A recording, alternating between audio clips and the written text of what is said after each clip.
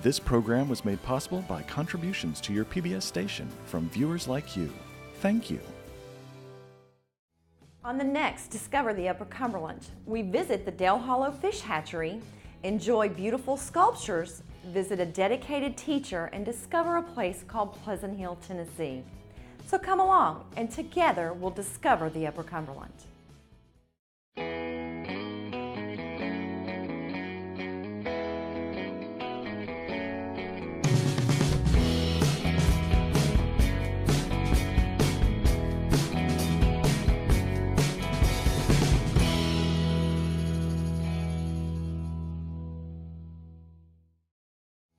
Welcome to Discover the Upper Cumberland. We're so excited to bring you more stories about interesting people and places throughout the Upper Cumberland.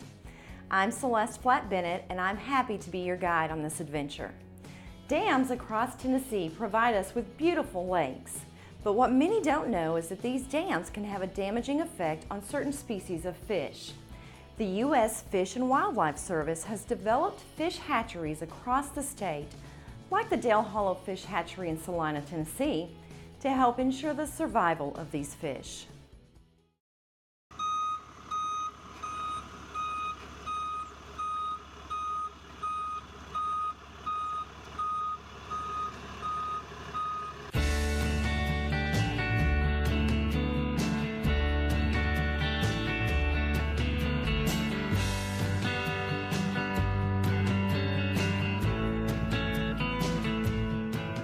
Years ago, when the dams were built, the core dams on the Cumberland River system and the TVA dams on the Tennessee River system, they're built mostly in the late 40s, early 50s for flood control.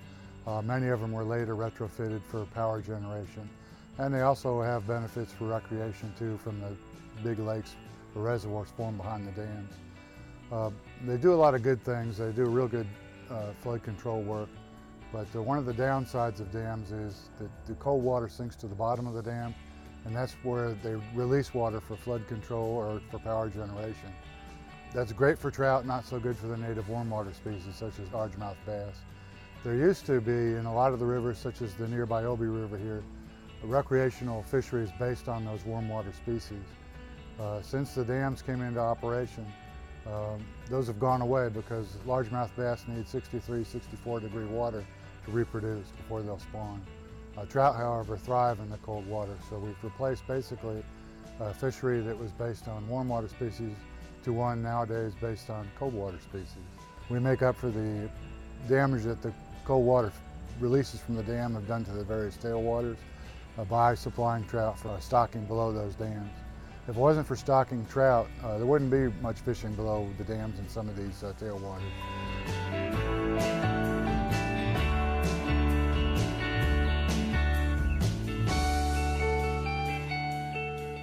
Once the eggs come in, they're placed in jars and they're gently rolled with water from the lake. And that aerated water supplies the eggs with oxygen and carries away waste products. But typically at 52 degrees, the eggs will stay in the jars for about 2 weeks. They'll hatch. We put them down into tanks, which we've seen inside. We put the hatched eggs, which are then called sac fry, down the bottom of these tanks for further development. At this point, they're heavier than water, so they just sink to the bottom and lay there. And they'll absorb that yolk sac over time. We've seen in Petri dishes the difference in what a week will make in development of these fish. The young ones are typically real red color or orange color, and that's because of all the yolk still in their body. And as they develop that yolk, as they absorb the yolk sac, they start to grow and they'll turn darker and lose some of that red or orange color. They'll stay in these tanks then until they're 4 or 5 months old, and then they'll be 3 inches long, and we move them out into nursery raceways, the little narrow raceways outside. After they outgrow those, we put them in the 8-foot wide production raceways. And they'll be split several more times before they get to 9 inches. And if there's uneven growth, we put graders in them, which separates them out by size. When the fish go out, they're uniform size. A 9-inch fish are all 9 inches, and they don't range from 12 to 4. And from the time the egg comes in and hatches to the time a 9-inch fish goes out, it's about 14 to 15 months.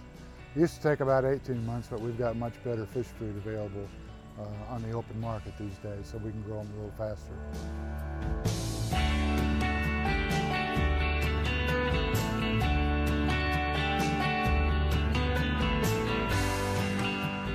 do get about 40,000 visitors a year through here, especially when the campground is open.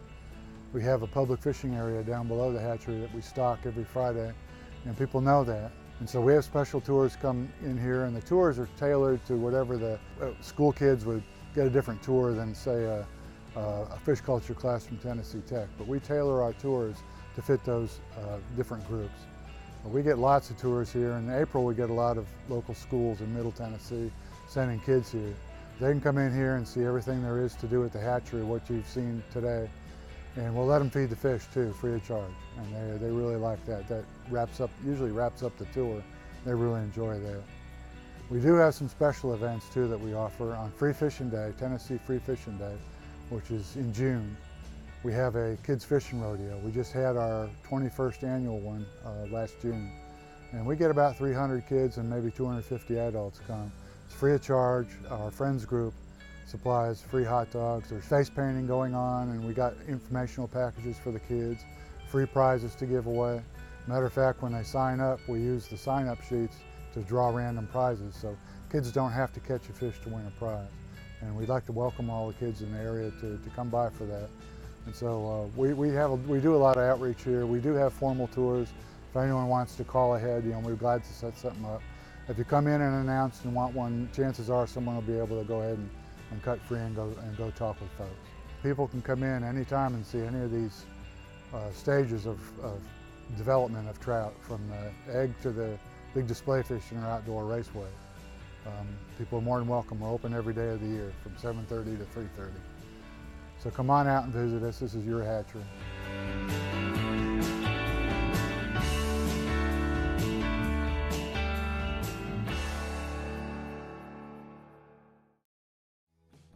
The rocks and trees across the Upper Cumberland provide so much beauty for us to enjoy. But William Kooienga, an artist in downtown Tennessee, uses his skill to also bring out their inner beauty, showing off the grain and texture in beautiful, sleek lines and designs.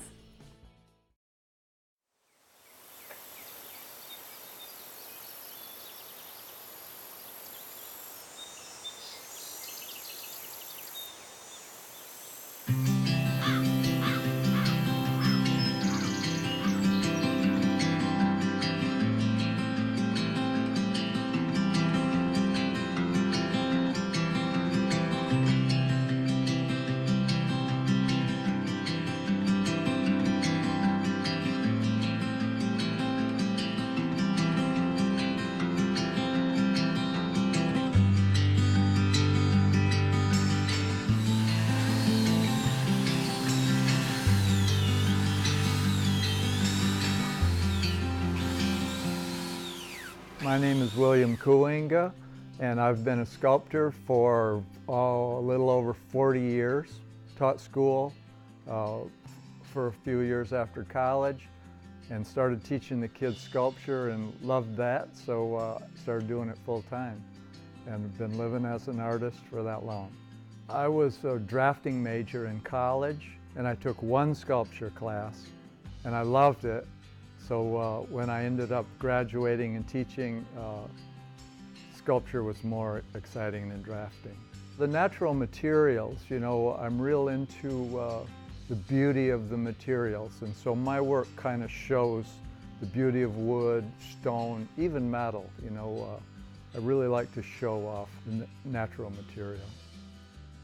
If I'm making a sculpture, a lot of times I'll look for a piece of material or I'll see a piece of material and it's like, oh, I know the grain in that piece of wood is really going to be cool. So maybe it's got a crotch in the wood, or a burl. I like to work with burl because I know that grain will be beautiful. So a lot of times I'll be inspired by the shape of the wood. Take the bark off if it's got bark, draw some nice lines on it. But I never really know what I'm making. I just start and go through a period of, oh no, I don't think this is gonna work. But make it work and just keep working until I'm happy. With wood, it's with chainsaw. Start with a chainsaw, shape it in within a 1/4 inch of what I want, and then grind it down, smoother, smoother, smoother. Always a high furniture finish. using a polyurethane or an oil finish. No finish on top of the wood, it's all in the wood, so you can actually feel what the wood feels like. So again, it's about the material for me. And the stone also is a real high gloss finish and show off the beauty of the stone.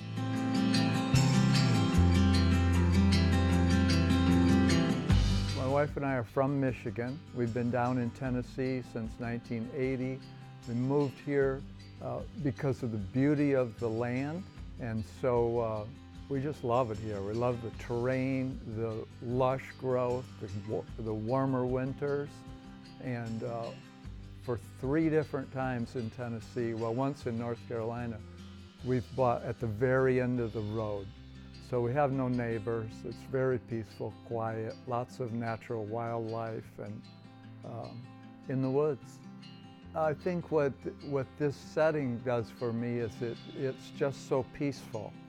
And so, yeah, I'm very inspired by nature, but I don't know if you would look at my work if you would see that so much. My work is quite abstract or non-representational, more along the lines of Jean Arp, real flowing kind of shapes.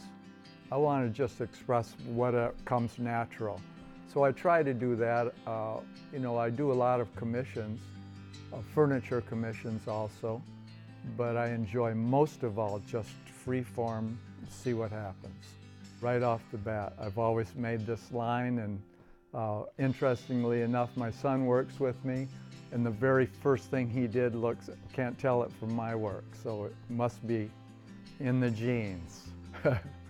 As I've gotten older, you know, my style has changed. It's you might say improved, in that I am more adept with tools, and I know what I can do and what I can't do. But as I said, that line, that sensuous, smooth line is always there. I just work it and use it in different ways. My advice to a young artist is, I always say, if you cannot be an artist, don't. Because it's not an easy life. Unless you're just going to do it as a side thing, but it's a hard way to make a living. But the pleasure of being creative and seeing something coming into being in front of you is just exhilarating. And I feel very fortunate that I can get up in the morning and be creative, see what happens.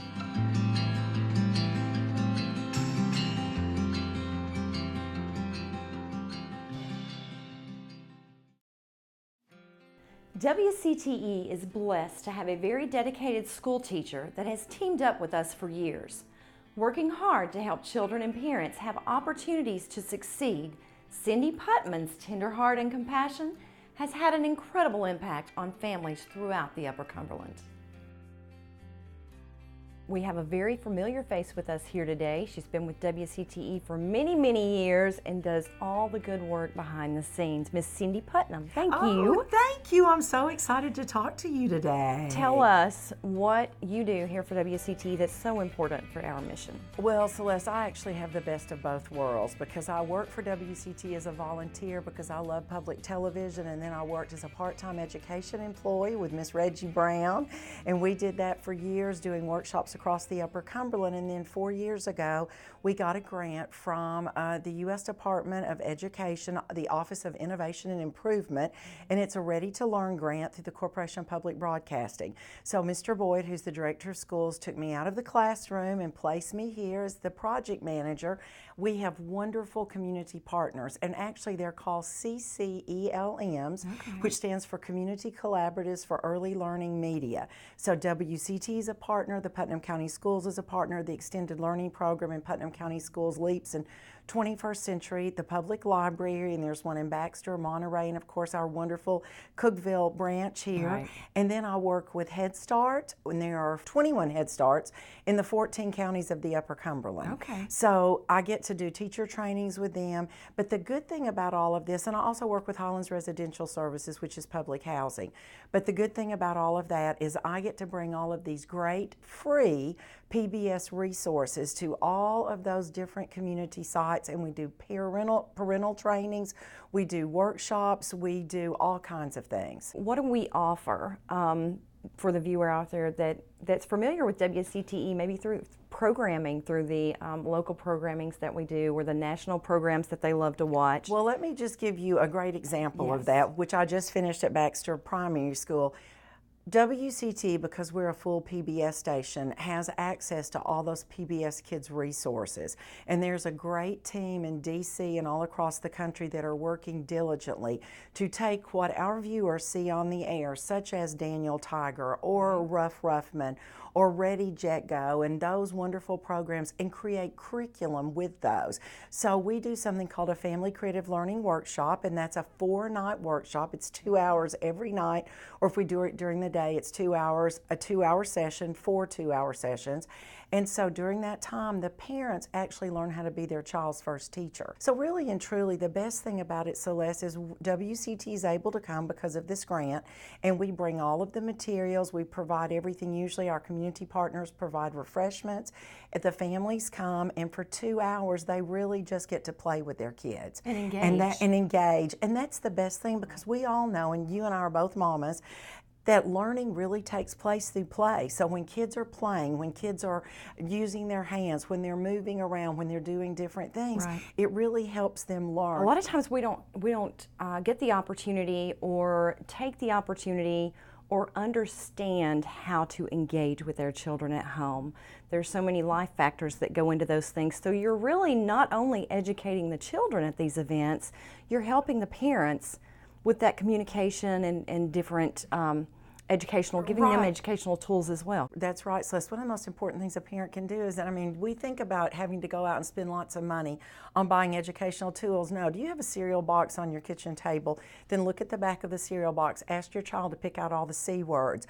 Look for shapes. Is that a square? Is that a triangle? Any kind of dialogue that you can have with your child really increases their vocabulary, which we know increases their brain power, and really helps them be ready to start to school, because that's one of the things that WCTE wants to do. Right. WCTE wants to make sure that all students who start to school are ready to learn. How many nights do you spend in the school systems or in a family event helping these parents and children? Lots of nights, but I really enjoy doing it. So when you're getting to do something that you really love, it doesn't feel like work. And there's something about working with kids that's like food for my soul, so I absolutely love it. And I love to see parents have that like aha moment when they realize the impact that they can have on their children. I have a wonderful mother who lives in public housing, and her life has been really, really hard, and she's overcome some tremendous obstacles in her life. And she has a beautiful little boy, and I got to know them through the workshops and through the events and things that I do. And she wrote me a little note not too long ago, and she told me she really wanted to thank me for providing the tools that I've given her for her son. But she said the one thing that she really noticed was in helping her child, it made her feel better about herself. Absolutely. Well, we are very grateful to have you Well, I'm as grateful part to of have WCTE team, and you've been here for many, many, many years behind the scenes a lot of times, doing all the crucial work that we do here in the community, and that's what we wanted to focus on today. And thank you. And one of the things that I know, just as we're closing, is to say that what WCT does on the air is wonderful, but there are so many great things that happen that don't happen on the air that people don't get to see. So if you want to know more, just look up a Family Creative Learning Workshop in your neighborhood and come join us, because anybody can come. Absolutely. Thank you so much. Thank you.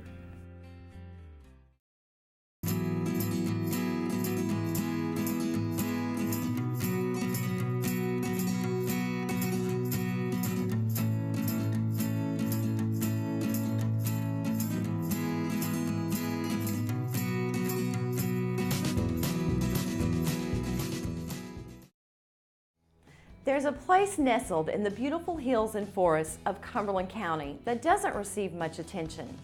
But people who have never visited the quaint community of Pleasant Hill are missing out on not only wonderful natural beauty, but also on the rich history that is told in the Pioneer Hall Museum.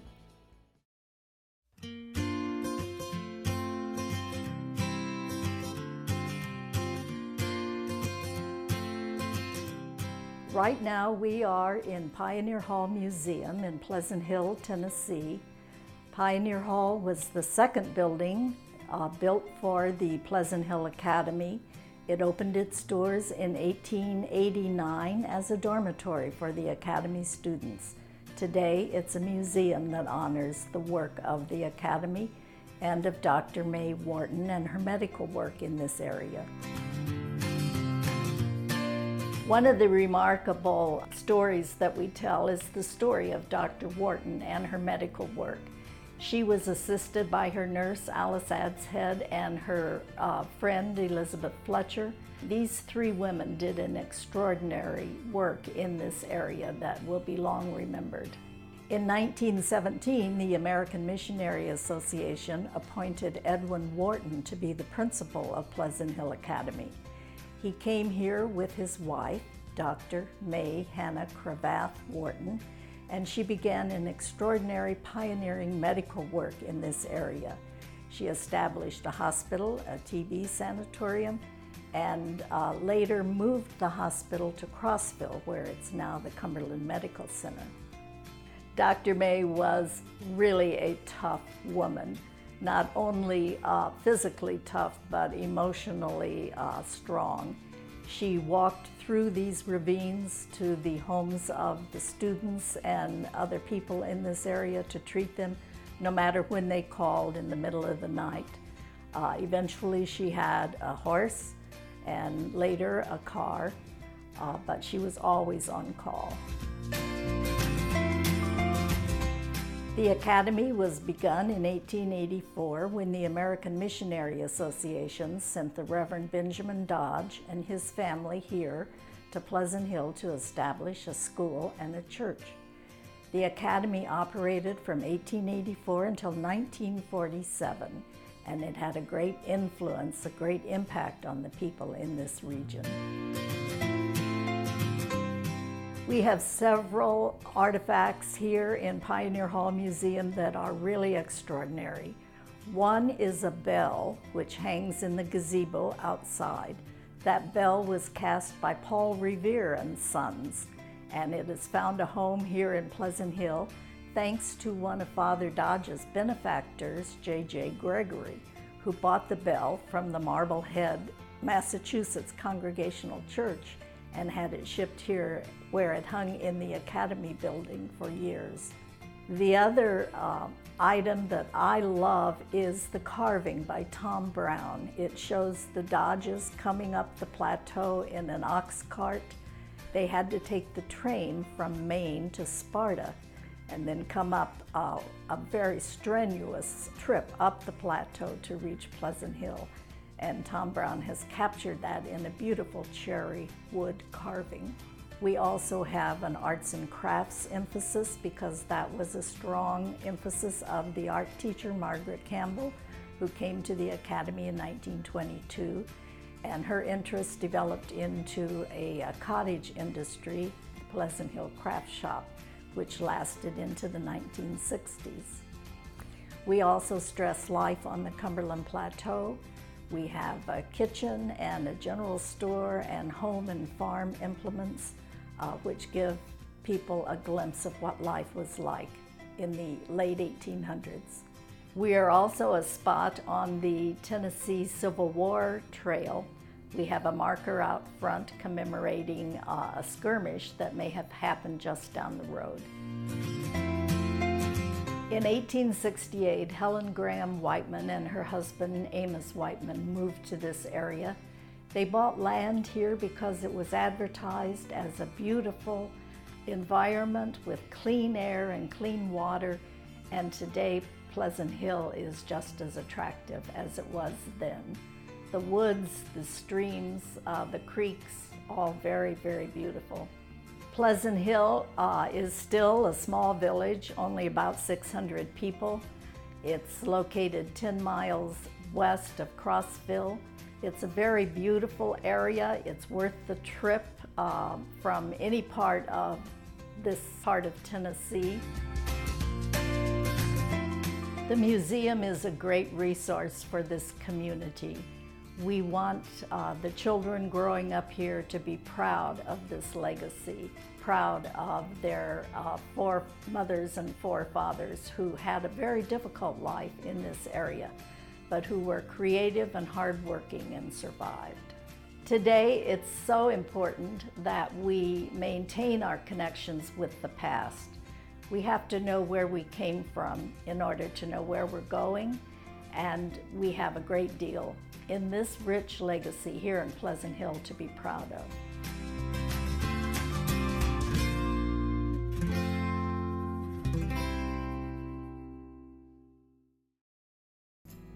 Thank you for exploring the Upper Cumberland with us. For more information on this show, visit our website, wcte.org/discover. Also, if you have any story ideas that you think we should feature, email us at discover@wcte.org. I'll see you next time, and together we'll discover the Upper Cumberland.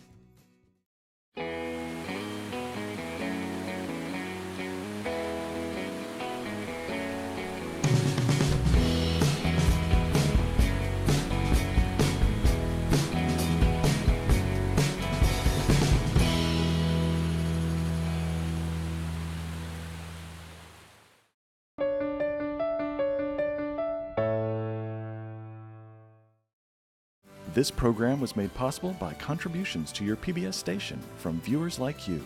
Thank you.